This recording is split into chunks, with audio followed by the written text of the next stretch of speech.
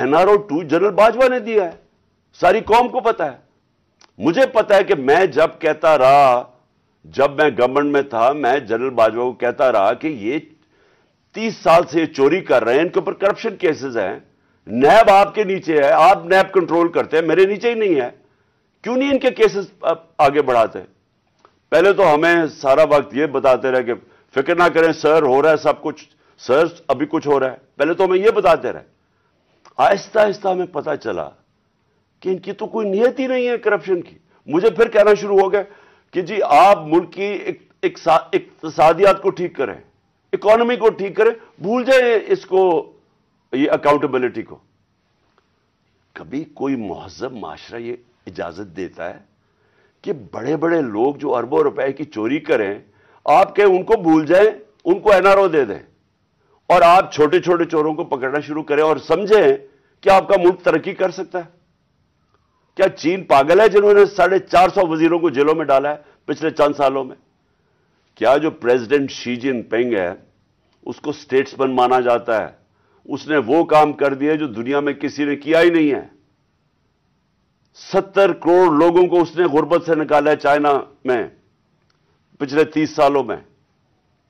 वो उसका क्या जरूरत पड़ी है कि जो करप्ट मिनिस्टर उनको पकड़े, उनका एहतसाब करे? क्योंकि कोई माशरा भी कामयाब नहीं हो सकता जब तक रूल ऑफ लॉ नहीं होता, जब तक इंसाफ नहीं होता, जब तक आप बड़े बड़े लोगों को, जो असल तो नुकसान मुल्क को बड़े चोर करते हैं, आप उनको पकड़ नहीं रहे और आप कह रहे हैं कि नीचे से ये बेचारे छोटे छोटे लोगों, पटवारियों को पकड़ते रहे। और ये हमारे सामने हुआ। शहबाज शरीफ को बचाया गया, इसके ऊपर ओपन एंड शट केस था, इसका 16 अरब रुपए का ये जो FI का केस था, इसमें तो कोई शक ही नहीं था। और इसका जो बेटा बाहर भाग गया, आज जो सलमान शहबाज वापस आया है, वो क्यों बाहर भागा था? जैसे ही FIA ने उससे सवाल पूछा कि जनाब बताइए, मकसूद चपड़ासी और नौकरों के पास अरबों रुपए किधर से आए, वो एकदम मुल्क से बाहर भाग गया। और उसको इन सारों को वापस लाया जा रहा है। क्या हुआ? इसमें कोई शक है कि NRO2 दे के इस सारे मुल्क का एक जनरल मुशर्रफ ने नुकसान कराया था NRO1 का।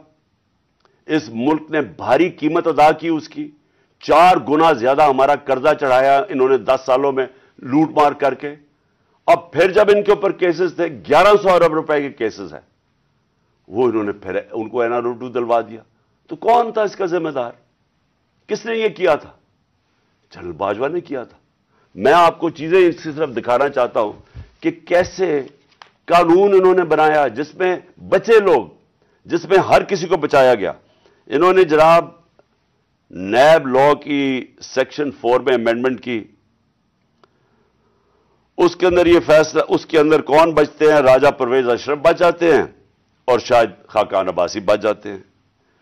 फिर उन्होंने एक और किया, बेनामीदार की डेफिनेशन सेक्शन 5E, उसमें मरियम नवाज पाक होके निकलाई सारी चोरी से।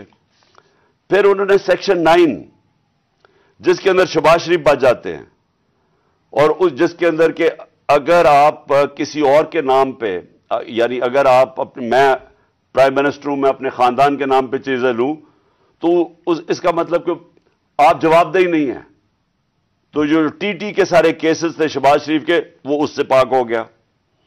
फिर सेक्शन 14 कि आपको बताना पड़ता है कि अगर मेरे पास कोई बाहर एसेट्स हो, यानी इंग्लैंड में मेरी जगह हो या कोई बाहर हो, अमेरिका में हो, तो अगर यह पता साबित हो जाए कि ये मेरी जगह है, तो मुझे बताना पड़ता है कि ये मेरा किधर से पैसा आया इसको खरीदने के लिए। वो इन्होंने साफ कर दिया।